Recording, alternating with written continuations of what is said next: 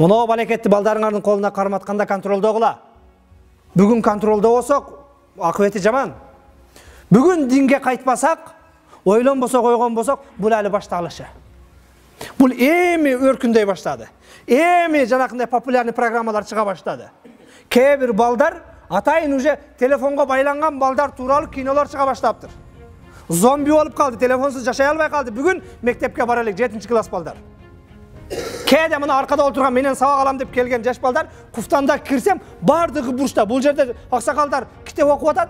15 жана силердин жөнөткөн балдарыңар мына бирөөнүн телефону 17си карап отурат. Ана аксакалдар тирүү күбө күндө ушундай. Мечитке балдарыңар келет, 5те окуган, 6та окуган.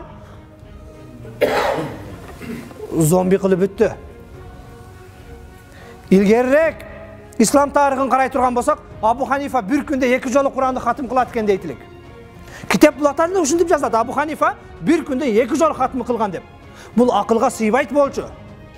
Бирок устазым Абдушкур ажы айткандай, бүгүн үммөттүн мына телефонду караганын карап туруп, таң калбай калдык.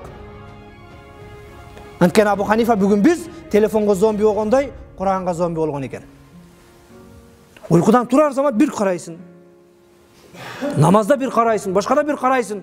Атайын ушул бул шарият болуп калды бизге. Телефонуңарды өчүргүлө деп намаз баштайбыз. Өзү сабыңды түздө деп башташыбыз керек эле. Кудайдын астында турасың дешибиз керек эле. Бүгүн телефонуңузду без звук кылып алың, телефонуңузду өчүрүп алың деп баштайбыз. Бул кадимгиде биздин намазга чейин кирип кетти. Проблеманын бардыгы динсиздик экелер. Эгер балага телефон берсек, компьютер берсек, мына ошол жанакындай ата-эненин көзүнчө залда башкада болуш керек. Компьютер өзүнүн култап алган комнатасынын ичинде болбош керек. Биз бардыгыбыз телефонду карматып койдук. Азыр бириң да берчи кызым деп туруп шарт телефонуна кире албайсың. Бардыгы пароль коюп салган. Пароль койгон жерде телефон кармаган арам. Биз пайгамбардын үммөтү, пайгамбарды сүйөм дейбиз. Эртең кыяматта пайгамбардын шафаатын талап кылам дейбиз.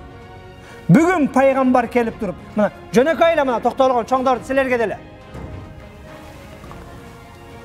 Же пайгамбарды мисал кылайынчы. Мен эле азыр үйүңө барам десем, дамла кире промой алып кире аласың, алып кире албайсың. Үйүң даярбы, даяр эмеспи? Молдону бир 4 аксакалды тосконго. Постоянно шарият менен жашайсыңбы? Аялың барсак жоолук менен чыгып тосуп алабы? Же болбосо азыр таксир бериши телефонуңузду бир көрөйсүм, мен дамла көрө берин деп колума кармата аласыңбы? Бул телефон 200 грамм чыгат. Аябай жеңил. Бирок эртең кыяматта кыяматтын таразасы көтөрө албай турган күнөөлөр менен алып барат.